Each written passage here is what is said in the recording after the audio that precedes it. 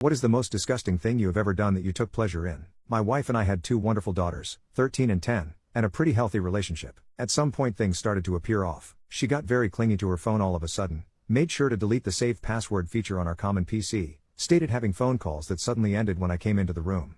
You can probably guess what it was. Now having 15 years of marriage behind us, I was hoping it wasn't what it obviously seemed to be. So one day when she told me she was going to spend some time with the girls, I decided to follow her. Sure enough, I find her driving to a hotel to meet with a guy I will call Steve. To say it was a gut punch was an understatement. I literally cried for an hour straight. After I was done with my self-wallowing phase, I decided the best course was getting even. I thought of several scenarios that may or may not have involved me hurting Steve. Eventually I decided to do things more civilly and more importantly legally, but only just. So the first part of the plan was gathering evidence. I could have just gotten a pie, but I had something better in mind. So one day when my wife was at her job and the kids at school, I installed some small secret cameras and microphones I had bought. Due to the setup of our bedroom, I even managed to get one perfectly overlooking the bed. I didn't however use them while I was at home. So a couple of days pass, when I proposed to my wife that the second to next weekend I should take the girls on a trip and stay a night too.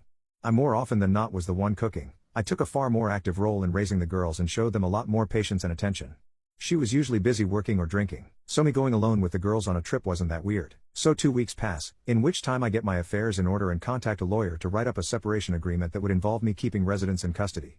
I go on the trip, try to not give anything away to the girls and wait and see if Steve and my wife fall into the trap. When I returned I checked the recordings of the weekend, and sure enough it's a 36-hour fest. When they weren't doing the deed, the dialogue was something even better. I found out that Steve had a wife, but even worse, they also talked about me. And I heard the obvious character assassination that I expected about how small my PP was, an insecurity of mine, how I didn't satisfy her. But there was some really hurtful stuff, like her telling Steve some of my deepest secrets and shameful stories that I had only told her about, just so they could have a laugh. She even told him about my dope story and how I attempted to take my life when I was 16. So at this point I didn't have any doubts on what to do. The next day when the kids left, but before my wife left, I confronted her with the video and told her that either she signs the separation agreement and leaves the house or the girls are going to receive an in-depth explanation of all the positions in which mommy cheated on daddy. I wasn't gonna do that. Just to be clear, I love my daughters too much, but I put the threat there and she was too emotional to realize my bluff. She went through all the stages, denying everything, trying to bargain, threatening me, and getting angry. I let it go through all that stuff. Eventually she signed the paper and she departed that very evening after she told her goodbyes to the girls. I didn't show or tell the girls anything graphic. I was always very honest with them, which is another reason why I was always the favorite parent, so I just said that mommy had been unfaithful. The younger took some time figuring it out, but that was made up by my older getting mightily upset. She had just gotten her first boyfriend, as I'm not sure the term really applies at that age, but she knew enough of the world to get mad big time. This would be important at a would-be custody battle, as though she did for the moment agree to give over custody. I feared, and I was right to fear, that she would try and fight me for the kids.